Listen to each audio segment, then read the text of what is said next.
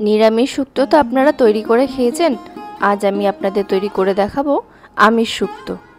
আজ আমি তৈরি করব আর মাছের মাথা দিয়ে আমিষ শুক্তো।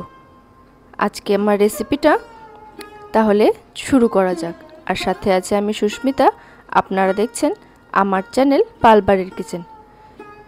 এই শুক্তো তৈরি করতে কি কি লাগছে চলুন দেখে নিই।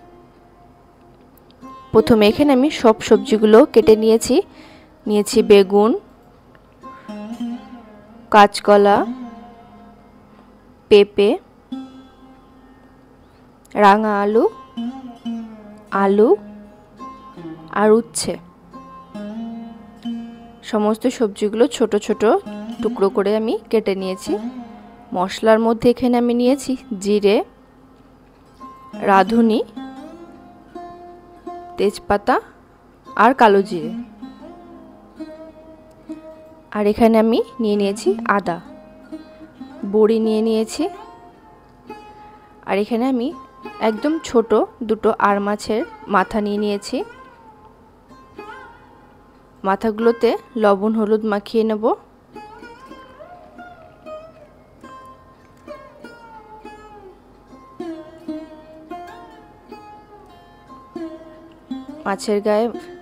মাছের মাথার গায়ে ভালো করে লবণ হলুদটা মাখিয়ে নিচ্ছি।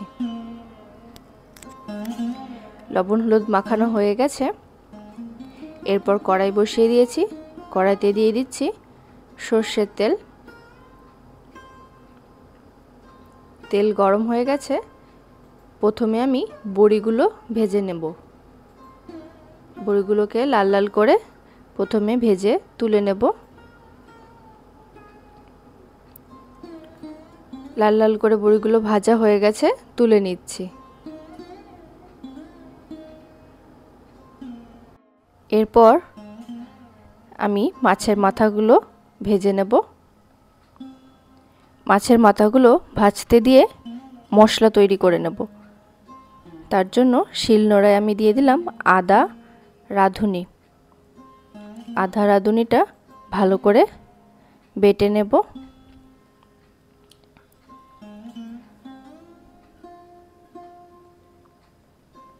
আদা রাঁধুনিটা ভালো করে বেটে নিয়ে এর মধ্যে আমি সামান্য জিরে দিয়ে দিচ্ছি। একদম সামান্য আমি জিরে দিয়েছি। এবার ভালো করে মশলাটা শিলনোড়ায় বেটে নেব।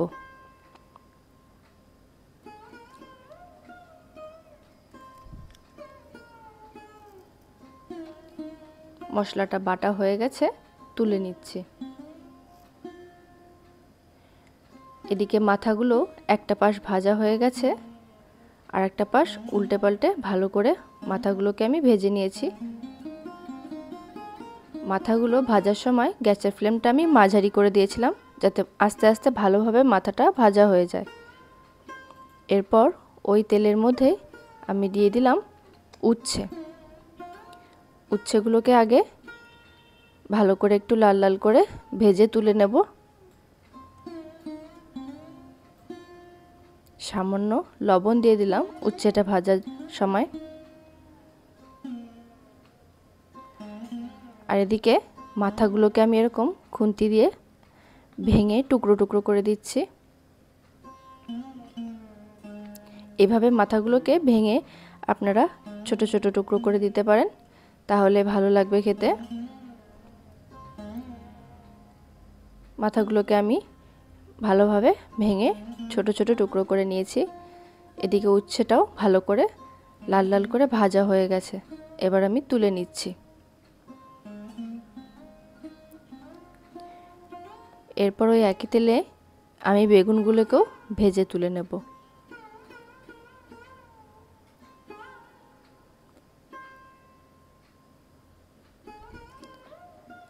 লাল লাল করে বেগুনগুলোকে ভালোভাবে ভেজে নিতে হবে। বেগুনটা ভাজার সময় আমি সামান্য লবণ আর হলুদ দিয়েছি, তাহলে বেগুনটার মধ্যে লবণ হলুদটা ঢুকবে ভালো।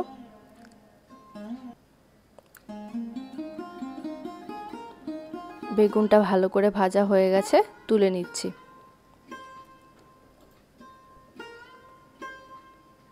আরও সামান্য তেল আমি এর মধ্যে দিয়ে দিলাম। এরপর তেলটা গরম হয়ে গেছে, ফোড়নে দিয়ে দিচ্ছি তেজপাতা, জিরে, কালো জিরে আর রাঁধুনি। ফোড়নটা দিয়ে ভালো করে একটু নাড়াচাড়া করে নিচ্ছি। ফোড়ন থেকে সুন্দর একটা গন্ধ বেরিয়ে এলে এর মধ্যে আমি দিয়ে দেব বাকি কেটে রাখা সব সবজিগুলো।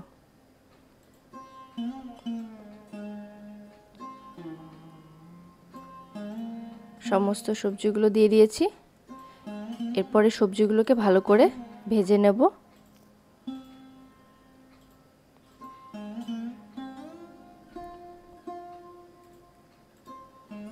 সমস্ত সবজিগুলোকে ভালোভাবে ভেজে নিচ্ছি।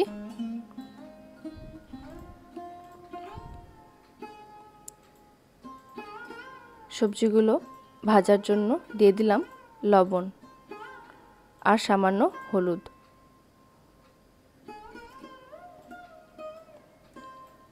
লবণ হলুদ দিয়ে সবজিগুলোকে সুন্দর করে ভেজে নেব। এরপর আমি ঢাকনা দিয়ে একটু ঢেকে দেব সবজিগুলো নরম হওয়ার জন্য। কিছুক্ষণ পর ঢাকনাটা তুলে আবারও নাড়াচাড়া করে সবজিগুলোকে ভেজে নেব।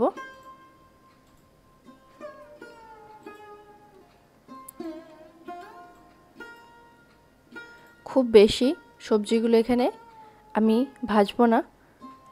সবজিগুলো হালকা মাঝারি ভাজা হলেই আমি এর মধ্যে জল অ্যাড করে দেব। এখানে আমি জল দিয়ে দিলাম। আমি এখানে অনেকটাই জল ব্যবহার করেছি, দেখতেই পাচ্ছেন সবজিগুলো ডুবে গেছে।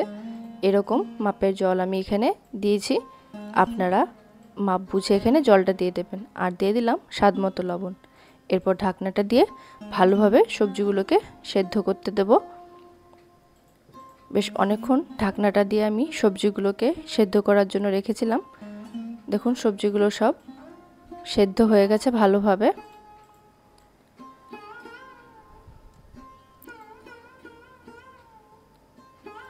এরপর আমি এর মধ্যে দিয়ে দেব উচ্ছে আর বেগুন। উচ্ছে বেগুনটা দিয়ে ভালো করে মিশিয়ে নিচ্ছি। এরপর ভেজে রাখা মাথাটাও আমি দিয়ে দিচ্ছি। সব কিছু ভালো করে মিশিয়ে নিলাম। এবার আরও কিছুক্ষণ এটাকে ফুটিয়ে নেব। ঝোলটাও আর একটু ফুটে যাবে আর এটা টেস্টটাও হবে। এই সময় আমি দিয়ে দেব আদা, রাঁধুনি আর জিরে বাটাটা। আদা, রাঁধুনি, জিরে বাটাটা দিয়ে এবার ভালো করে মিশিয়ে নেব।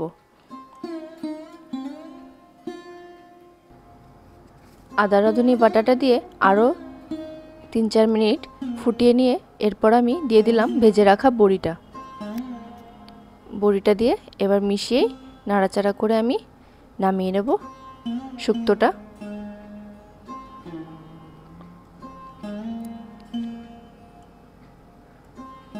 বড়িটা দিয়ে ভালো করে মিশিয়ে নিয়েছি। আজকের এই মাছের মাথা দিয়ে আমিষ শুক্তো তৈরি হয়ে গেছে।